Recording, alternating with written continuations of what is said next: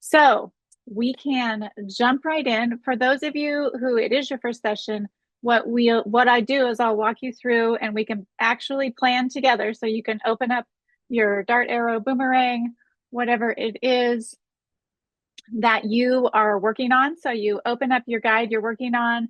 If you are going to do a project product, you can have your partnership writing or building confidence, whatever you're working on there, opened up.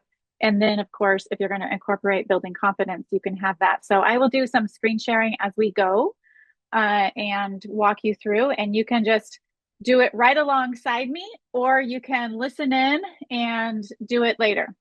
So there are all kinds of ways to go about using this planning session, however you would like. Okay, so I mentioned Winter Frost. For those who have the year-long program, you should already have, whether it's Winter Frost is the dart coming up, Impossible Creatures is the arrow, which is just purely wonderful. And then Sir Gawain and the Green Knight is the boomerang. So there are some fun things ahead. And if you do not have the year-long program, those will all be available to purchase as literature singles in the literature singles section of the store on December 1st. So you'll get a little sneak peek preview, at least for Winter Frost. So let me screen share. So whatever you're doing, dart, arrow, or boomerang, you can start with the guidelines.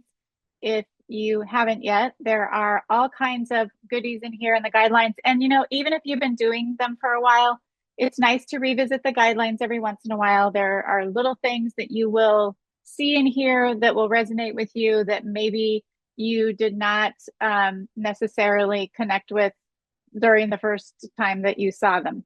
So now that you have a little bit of time under your belt and you are used to doing the practices, sometimes the guidelines can hit slightly differently, and you'll see things in here that you want to incorporate or you better understand. So one of the things that is a nice reminder is the stuff to ask any passage. So here is where you're getting some ideas about how what we call kind of interrogate the passage or ask the passage questions. So this is how you can introduce the passage to your kids. And then the other thing in here is the sample routines. So it's on page 13 in the dart guidelines.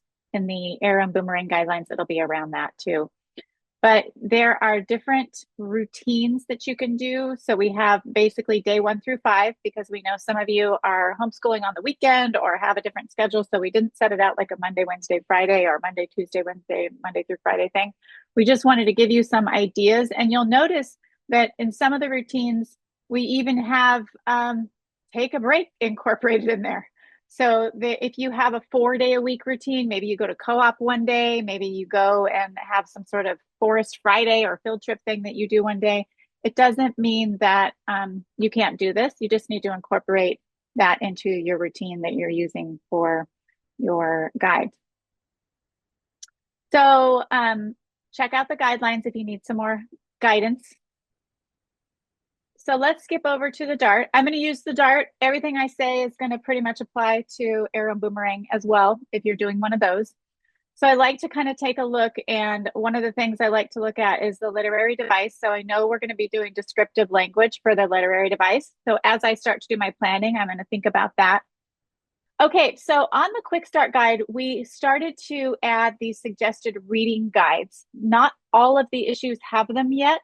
So the way, just so that you know, the way this is broken down is that for week 1, you're going to read all the way past the second passage. So that way, when you get finished reading week 1, when you first start reading week 1, you will cover the first passage. And then at the end of week 1, you will have passed the second passage, so that at the beginning of week 2, you can just hit the ground running and you know you've already passed that passage. We try to make it so you're going to pass through the passages so you don't get any spoilers and you've read past it by the time you're going to start studying it.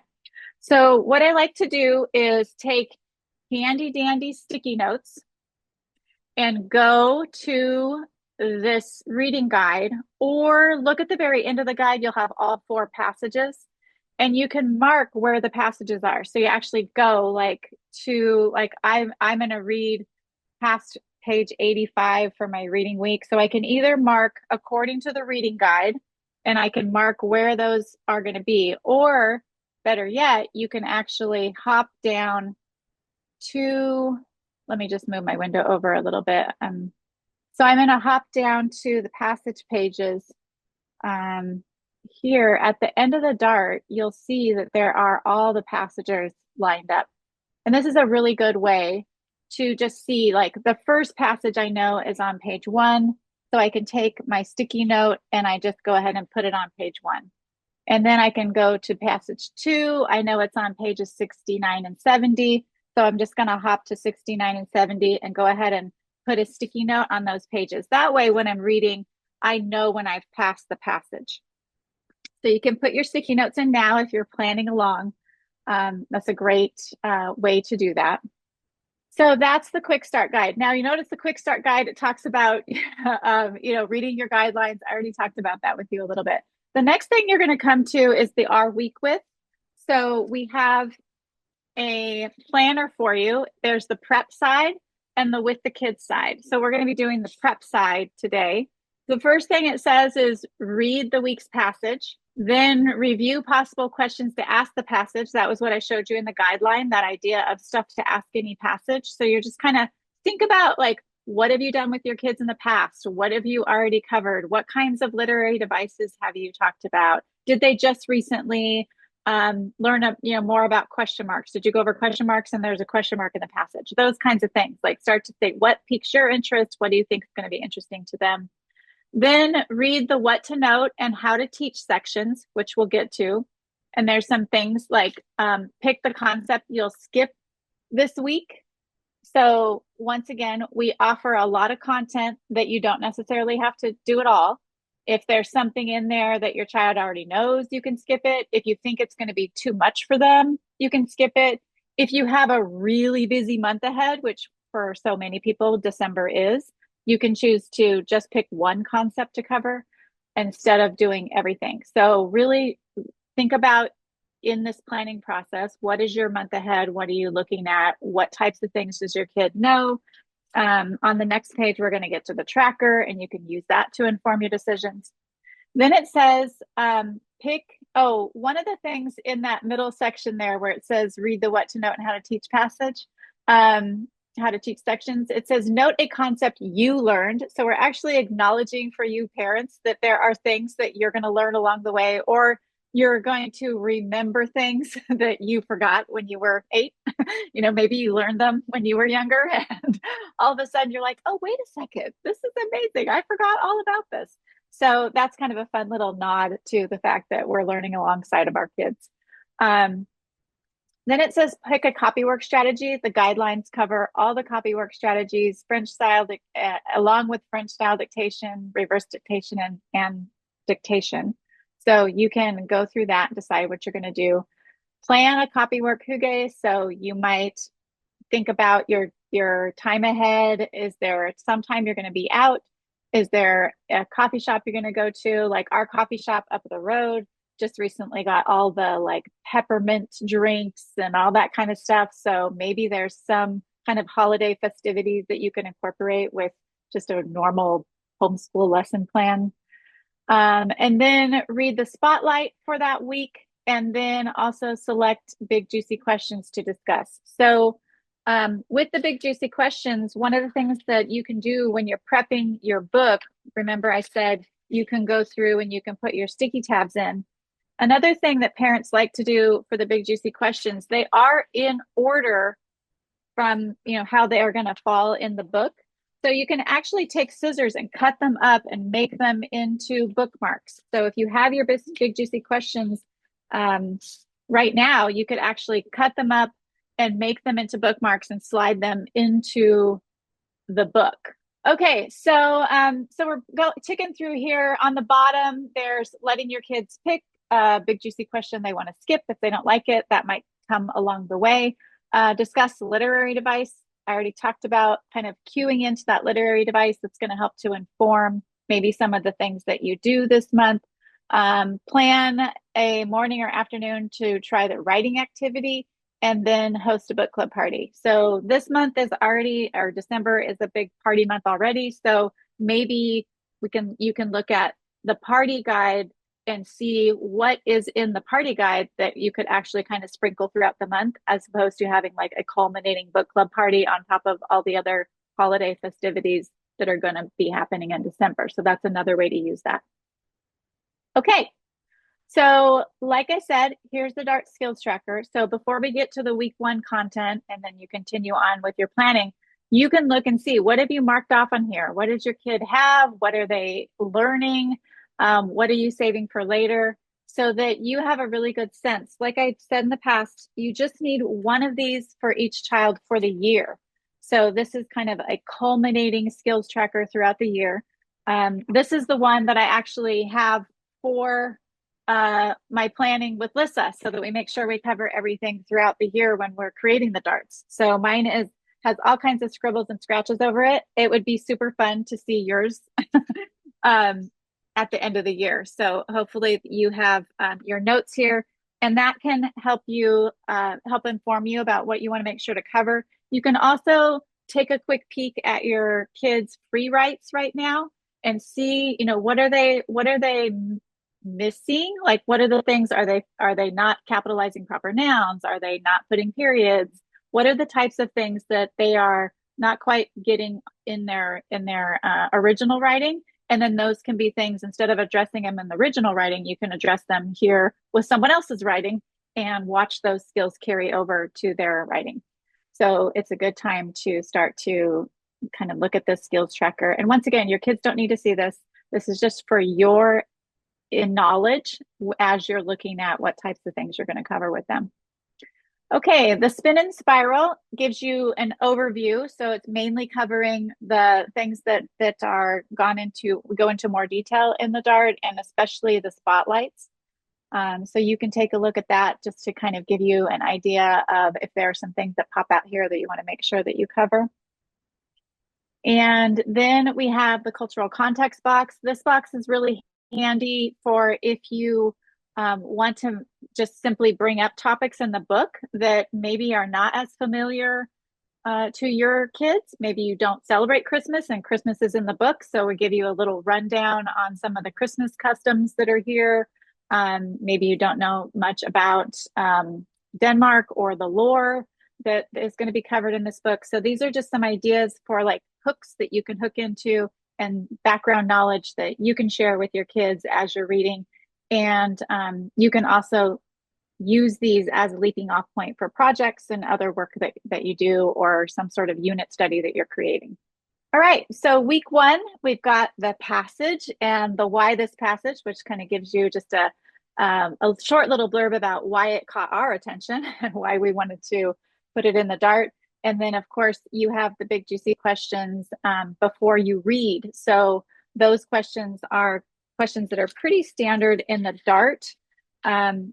The arrow and the boomerang don't have the same subheads for the questions, but in the Dart, it's still a good practice. If you're doing the older ones, we have questions like, you know, based on the book cover, what do you think the story is going to be about?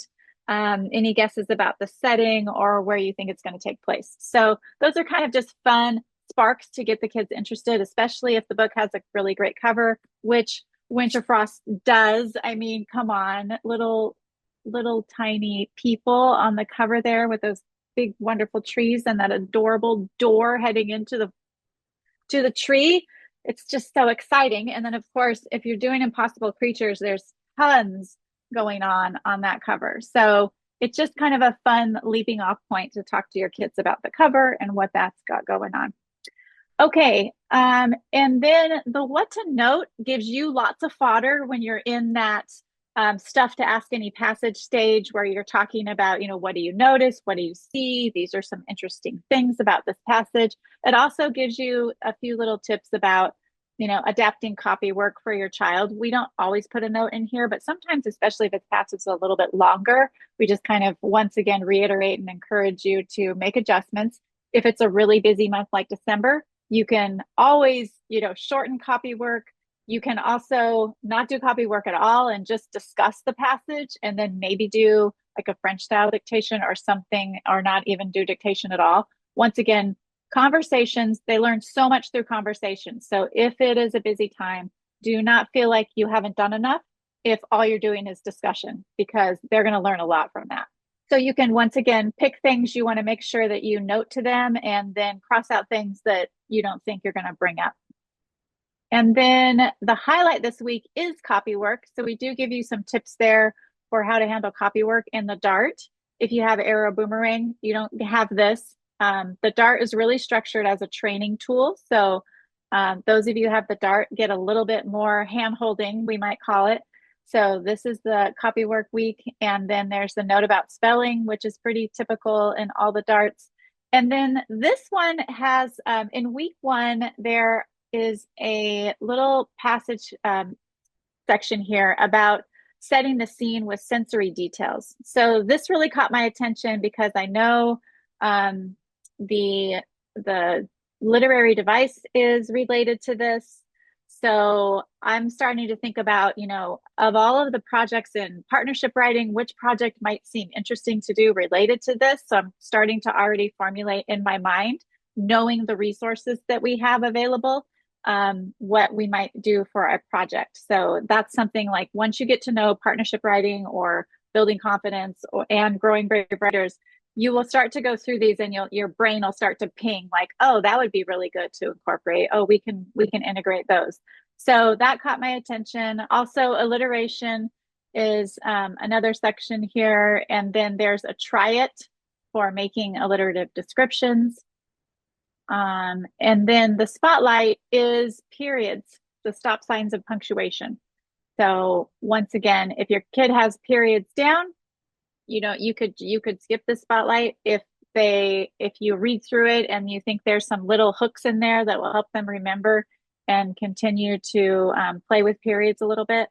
Then there are all kinds of different ways to approach it, and the spotlight gives you those options. So as you're working through, as we just kind of walked through each of those steps, you could go ahead and do it on your own. Can you clarify partnership writing? I have 2 indie kids that might be helpful for my reluctant writers. Yes.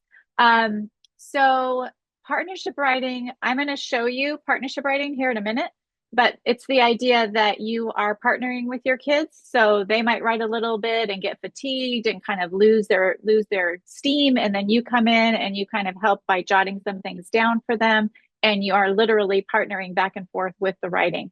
So, so this takes us through week 1 of the Dart, and I want to make sure that we have time to help you plan. But now that kind of gives you a foundation for how to just go ahead and plan each week ahead in the Dart.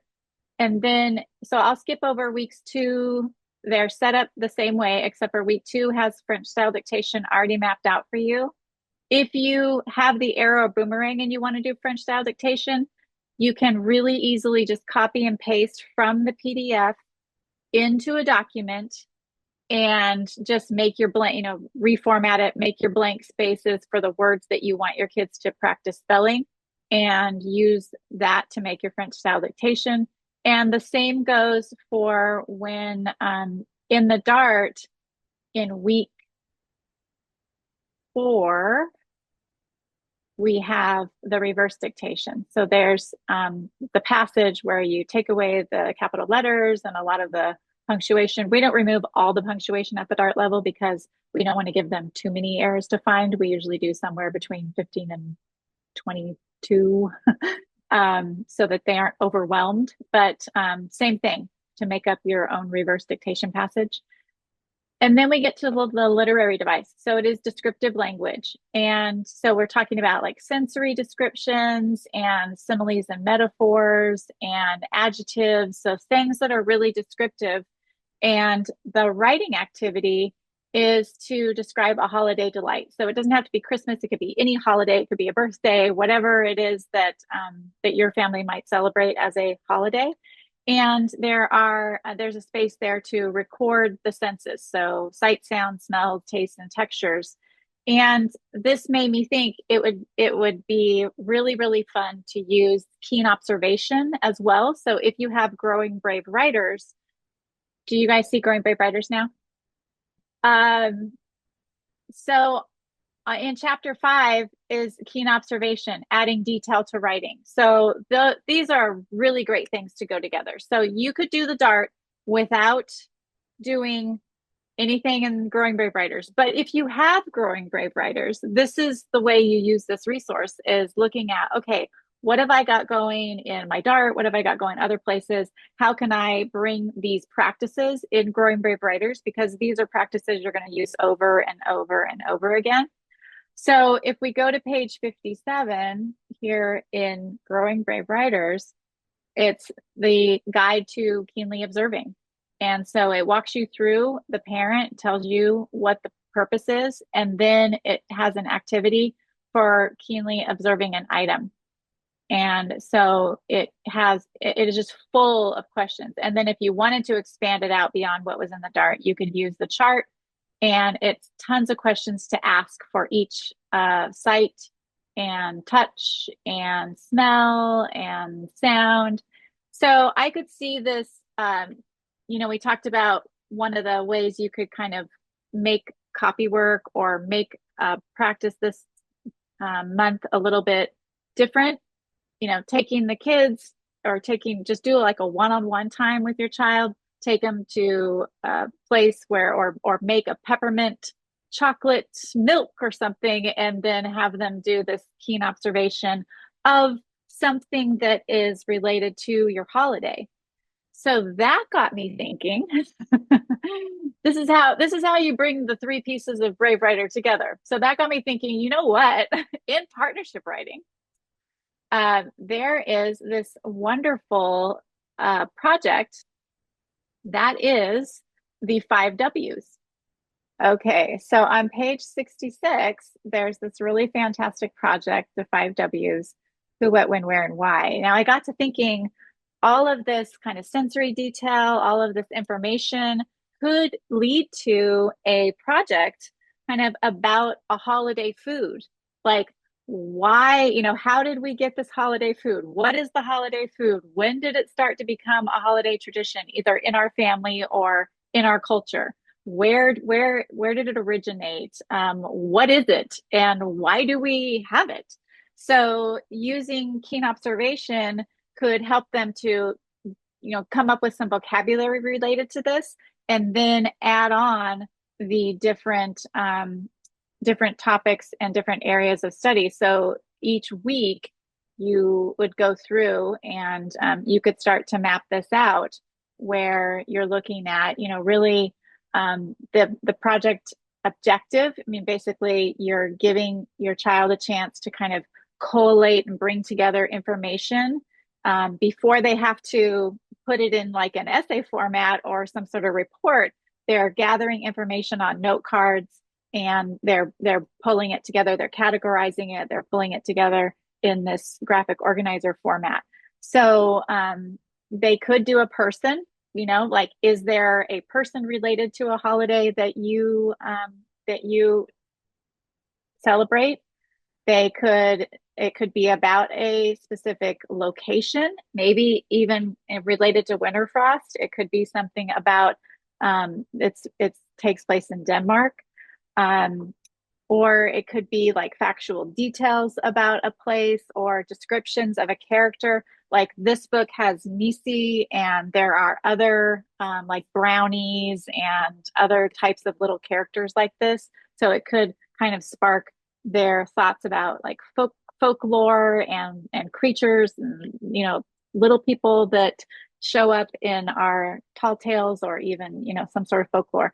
So there are lots of ways that this project could play out over the month. And so you could plan for that weekly content and condense it down a little bit. If you had some travel in there, it's really portable, because you're just using note cards and you're having them write information on note cards and pull it all together.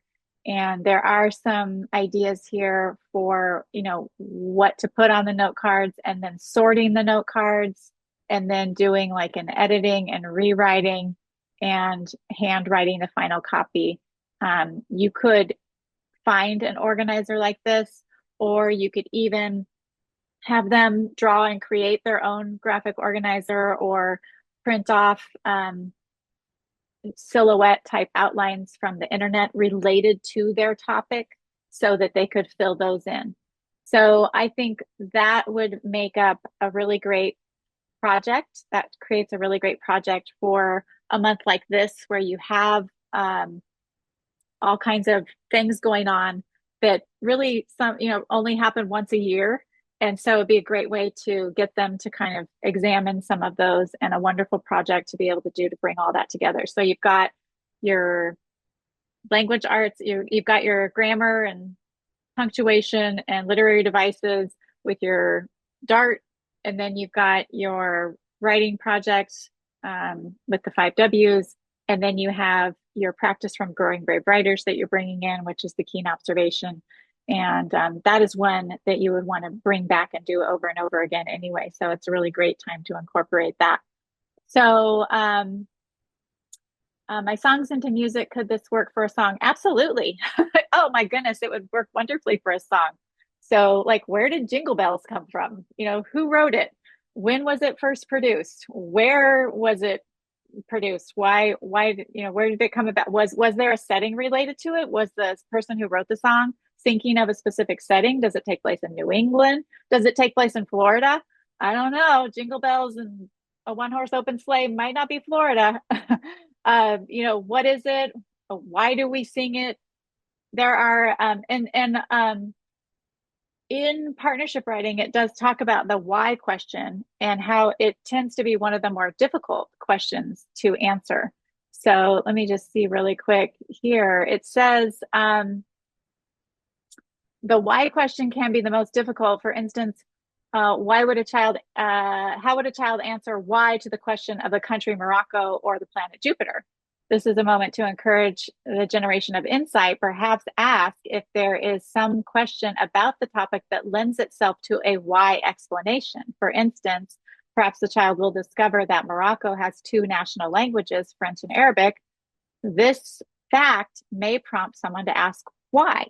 The answer is that the French colonized Morocco, but that Arabic is the primary language of the indigenous Muslim population. So something like a song would be a wonderful thing to examine there. And the why can be, related to why it was written, why we sing it, why it's popular, all of those kinds of things. So yeah. So that is like a super quick run through how you can pull and plan for all 3 pieces of Brave Writer while having a busy month. This was the busy month compact version of planning. So I can stop sharing and just see if you have any questions. Yeah, I did a planning jam session with all 3 pieces of Brave Writer that I did for, I think it was Ra the Mighty, and going through like picking a lap book and using other parts. So if you haven't seen that replay, I'll put it here in the chat. Do you have a link to purchase planning session webinars for spring semester? These planning webinars are totally free, so you don't need to purchase them.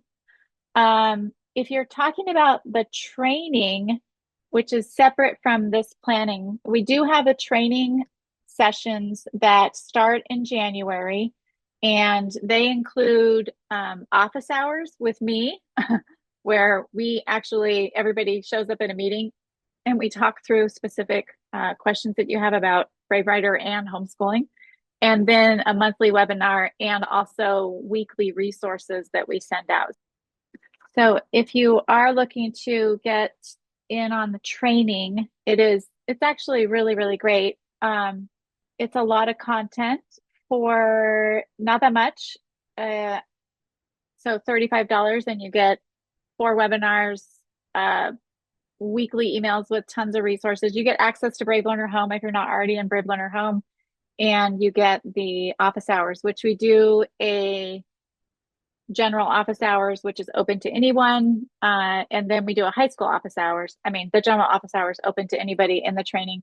And then the high school office hours for people specifically homeschooling high schoolers, because we just found that so many people So many more people are homeschooling high school right now, which is amazing. So we created a second office hour. So the schedule for the office hours is we usually do the webinars on Wednesdays, and then Thursday afternoons are the office hour times. So that's typically what we've done in the past. But we also have a new product for you guys, and especially those of you who are here planning dart, arrow, boomerang, or slingshots. Just some insider information. We shared a little sneak peek at the Brave Writer Day Off conference last weekend, and but it is an A to Z guide for literary devices. So this is something that people have been asking for a lot over the years. Just a guide where you can go to and look up more. And for those of you who like try-its, it is literally an A to Z guide. So we found like there is a literary device for every letter of the alphabet. Some of them have more and some of them just have one. But not only do we have what it is, but we have a passage that is from either, a dart, arrow, boomerang, slingshot book, or maybe like a book from in the public domain. And then every single one has a try it. So we could we couldn't pass up putting a try it in them. It's very exciting. It was super fun to work on. So I'm glad to see that you guys are excited about it. All right. So we have a few more minutes if you have any other questions. I know some of you may be doing your planning as we're talking, and that would be great so that you are all set up. I was reading a book recently that talked about planning and kind of being organized and being productive. And actually, I have it right here. It's called Feel Good Productivity. So for those of you who are productivity geeks, this one is pretty good. I was actually listening to it on audio, and then I had to get the card back because it's just, I'm a visual person. So I can listen to storylines on audio. Sometimes nonfiction doesn't do so well because it doesn't hook into my brain until I see it. But one of the things he was talking about was called implementation intentions. And they did a study with some people in Boston. They gave them all Fitbits, and then they said, okay, go forth and exercise. But for one group, the control group, they just gave them the Fitbit and said, go for it. The other group, they had them email each night when they were going to exercise the next day. So the group that emailed each night and said, like, I'm slotting it in my calendar at this time on this day, they had better outcomes for getting the results that they wanted. So implementation intentions it really resonated with what I feel like we're doing here was the idea that let's have a planning session. We're going to bring people together. Everybody's going to kind of like body double each other where we're going to like plan together and be in the same space and talk about our intentions for what we're going to do the next month. So right now, what you might want to do is say, okay, we've planned, and I've maybe planned the first week. And of course, Don's been chattering this whole time. But right now would be a really good time for like next week. Is it going to be, on Tuesday next week or on Sunday? I used to do a lot of like stuff on Sunday afternoons, Sunday evenings, where I want to plan for the week ahead.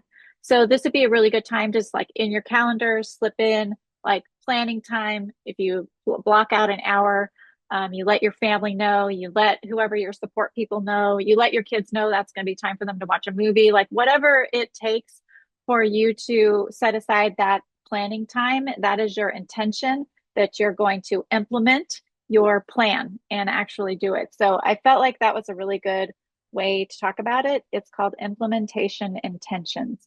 So putting your intentions forward for how you're going to implement your plan. Sunday is homeschool planning day in our house. That's awesome. Yeah, it is helpful to feel like you're going to hit Monday and like know generally what's ahead. It always gave me kind of a sense of calm going into the week. And when I didn't do it, I always felt like I was like, running to catch up during the week about it's not that all the planning goes perfectly. We always had kind of like a routine, not, and that's why we call it a routine and not a schedule. And we kind of had just like an order of things for our day. So whatever works best for your family, but it just feels good to just kind of have that reading done. You looked over the materials, you have a good sense of what you're doing and not feeling like, okay, kids, finish your snack and you're over here trying to read through, what you've got going next. Yeah, I've been there. I've been there. Mine are older now, but I still remember. Yeah. So, well, once again, I appreciate everybody coming and let me know what you need. And hopefully you guys have a good month and enjoy the books ahead, whether you're doing the new ones or doing other lit singles that we have. There's lots to do and lots of options. So, all right, everybody. Thanks for coming. Bye.